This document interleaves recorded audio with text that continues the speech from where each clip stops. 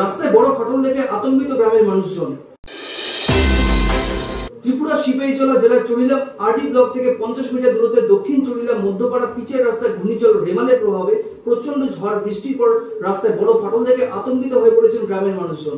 যে কোনো সময় রাস্তাটি ভেঙে চলে যাবে পুকুরে। রাস্তাটি সরাইয়ের কোনো উদ্যোগ নিচ্ছে না পিডব্লিউডি কর্তৃপক্ষ, এমনটি অভিযোগ গ্রামের মানুষজনদের। এই রাস্তাটি চুরিলাম বাজার থেকে চুরিলাম আরডি ব্লক হয়ে দক্ষিণ চুরিলাম মধ্যপাড়া হয়ে একেবারে হেরমা ধারিয়াতল রংমালা রামনগর হয়ে টকসাপাড়া পর্যন্ত গিয়েছে। এই রাস্তাটি চুরিলামের সঙ্গে গোটা পার্বত্য এলাকার যোগাযোগের একমাত্র মাধ্যম। প্রতিদিন এই রাস্তা দিয়ে শত শত যানবাহন এবং হাজার হাজার মানুষ চলাফেরা করে। গত কয়েকদিনের বৃষ্টিতে রাস্তাটির অর্ধেক অংশ চলে গিয়েছে পুকুরে, আর বাকি অর্ধেক অংশ বড় ধরনের ফাটল দেখা দিয়েছে। যে কোনো সময় যানবাহন সমেত পথচারী একেবারে রাস্তা সহ পুকুরে চলে যেতে পারে। এই বিষয়ে কোনো ধরনের পদক্ষেপ নিতে দেখা যায়নি বিশ্রামগঞ্জ পিডব্লিউডি অফিস কর্তৃপক্ষদের, এমনটাই অভিযোগ গ্রামবাসীদের।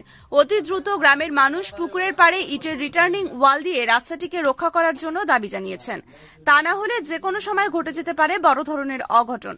যদি অতি দ্রুত এই রাস্তাটি সারাই করা না হয় তাহলে যে কোনো সময় গ্রামের মানুষ আন্দোলনে বসে যেতে পারে বলে খবর। ত্রিপুরা থেকে বিক্রম কর্মকারের রিপোর্ট, এক্সটিভি বাংলা। দাদা দেন চুরিলাম থেকে দক্ষিণ চুরিলাম যাইতে রাস্তাটা দেন না দাদা, মানে যে কোনো সময় অ্যাক্সিডেন্ট একটা হইতে পারে, মানে এর কোনো অবস্থা ভাঙছে। এটা চাই যাতে রাস্তাটা যাতে অতিরিক্ত এতটুকুই চাই যাতে রাস্তাটা সম্পূর্ণভাবে পরিবর্তন হয়।